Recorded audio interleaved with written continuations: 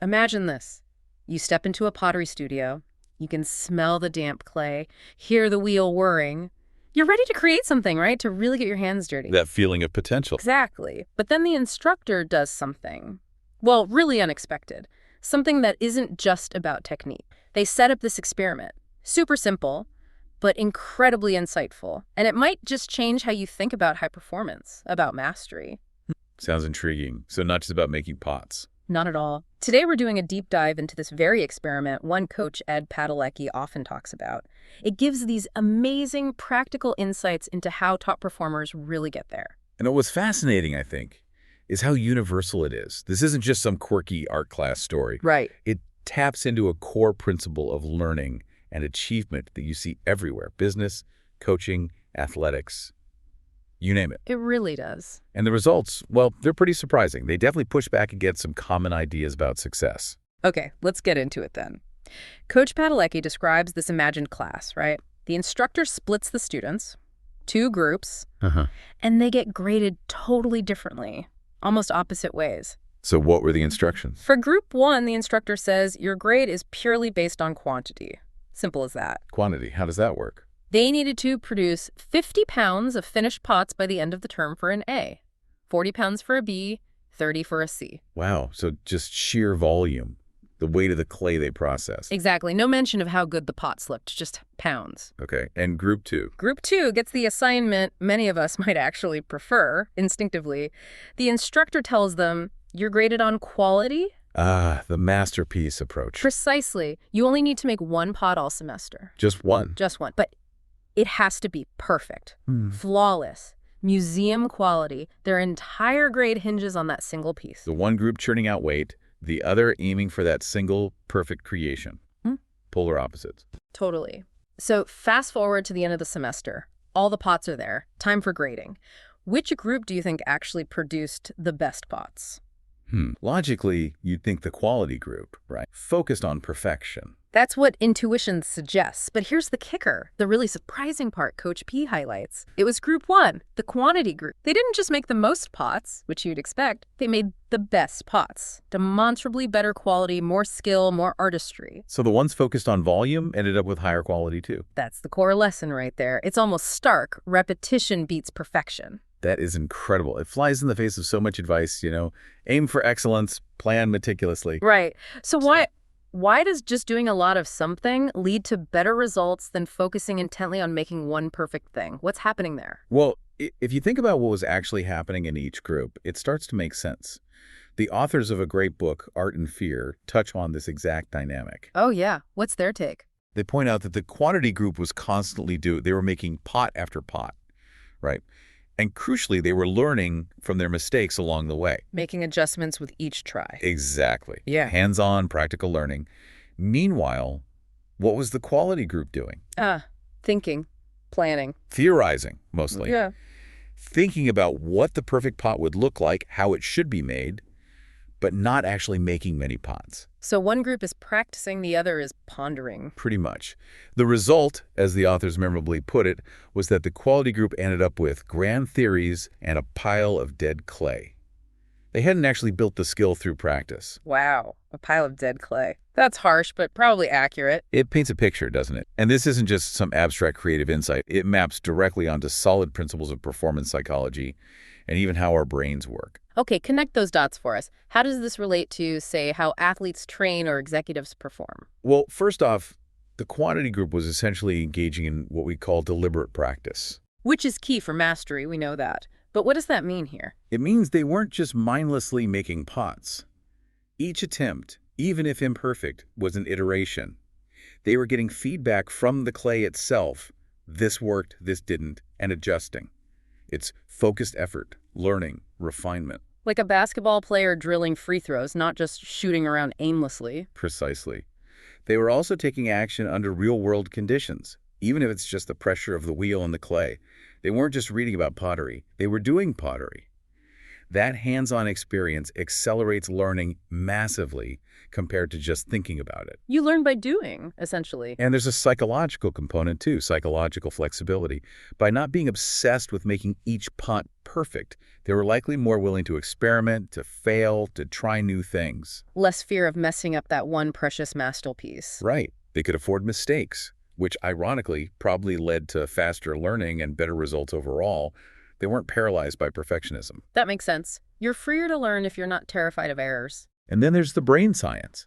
All that repetition and refinement literally changes the brain through myelination.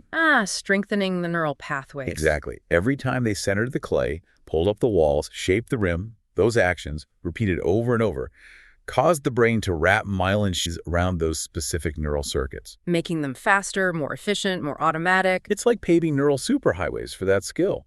The quantity group was busy paving, while the quality group was maybe just studying the map. So the very act of repetition, of quantity, physically builds the infrastructure for quality in the brain. That's a great way to put it.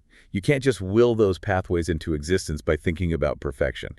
You need the reps. Okay, so bringing this back to high performers, outside the studio, elite athletes, top business leaders, how does this pottery lesson translate? It translates directly. Think about that saying you hear all the time in elite sport. You don't rise to the occasion. You fall to the level of your training. It's not magic on game day. It's the thousands of hours of practice. The reps, the ingrained habits built through that quantity of effort. When the pressure hits, you execute what's become almost automatic through repetition. You rely on the training, the myelinated pathways. Exactly. And it's the same in business. Your results, your sales figures, your project outcomes, your company's growth, they don't reflect your brilliant theories about excellence. They reflect your habits of execution. What you and your team consistently do. Ooh, that hits home. Habits of execution. And this is where so many smart, capable people get stuck.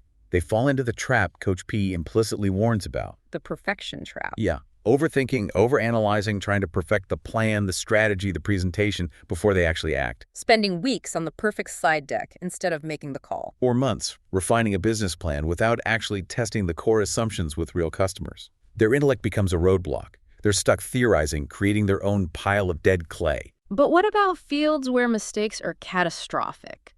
Like surgery or engineering, as you mentioned earlier. Surely quality and perfection matter immensely there from the start. Absolutely. That's a critical distinction. The consequences of failure are different.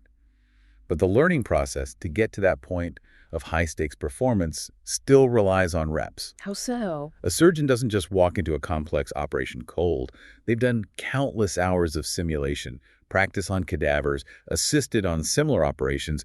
They've put in thousands of reps in controlled environments. Building the skills safely first. Right. An engineer designing a bridge relies on years of study, countless calculations, simulations, working on smaller projects. The reps happen, building foundational competence before they tackle the masterpiece where failure isn't an option. The principle of iterative learning through quantity holds. It's just managed differently based on the stakes. Okay, that makes sense. The reps build the foundation for that high-stakes quality. Precisely.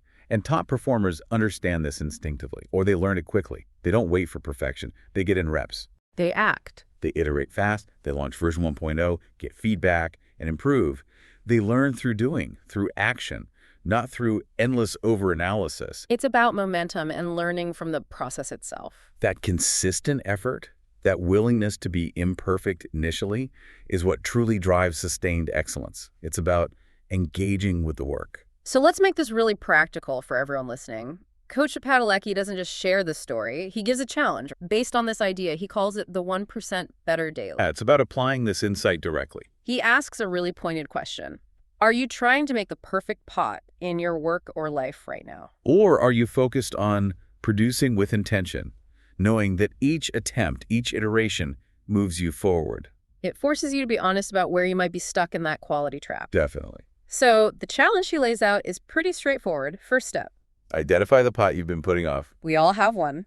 That project, that skill, that difficult conversation, the thing you're waiting to feel perfectly ready for. Step 2. Consciously drop the perfectionism. Let it go. Give yourself permission for the first version to be rough. Just get started. Don't aim for flawless out of the gate. And finally, step 3. Go create that first version. Just do it. And another. And another. Keep building. Keep iterating. Focus on the process, on the reps, not the elusive perfect outcome from day one. It really boils down to that core message, doesn't it? The best pot, the best result, isn't the one you planned perfectly. No. It's the one you arrive at after making many, many attempts. It's built through that cycle of doing, getting feedback, adjusting, and doing again. The real progress comes from engaging in the process repeatedly. So this whole deep dive, starting from a simple pottery class, really underscores a fundamental truth about getting good at anything. It does. Mastery isn't about waiting for a lightning bolt of perfection. It's about the grind, the consistent action, the learning that happens through iteration. We need to embrace that imperfection, see it as part of the path, not a roadblock. Those early attempts, the quantity, that's where the quality is ultimately born. It's where the learning solidifies, where the skill gets built. Coach P often includes a great quote from Abraham Maslow that captures this perfectly. Oh, which one? Maslow said, "It seems that the necessary thing to do is not to fear mistakes, to plunge in, to do the best that one can, hoping to learn enough from blunders to correct them eventually." That's it, exactly. Plunge in. Do your best now, learn from it, correct it later. That's the engine of growth. Whether you're shaping clay, building a company, or coaching a team. So the final thought is really a call to action. Build, learn, repeat. And remember Coach P's insight from the pottery class. Mastery is earned in pounds, not in perfect single attempts. So the question for you listening is, which pot are you going to start building today? Which area will you focus on quantity, on reps, knowing that's the path to true quality? Thank you for joining us for this deep dive into Coach Ed Padalecki's really practical and powerful ideas. We hope you can start applying them to your own journey, maybe even starting with that 1% today.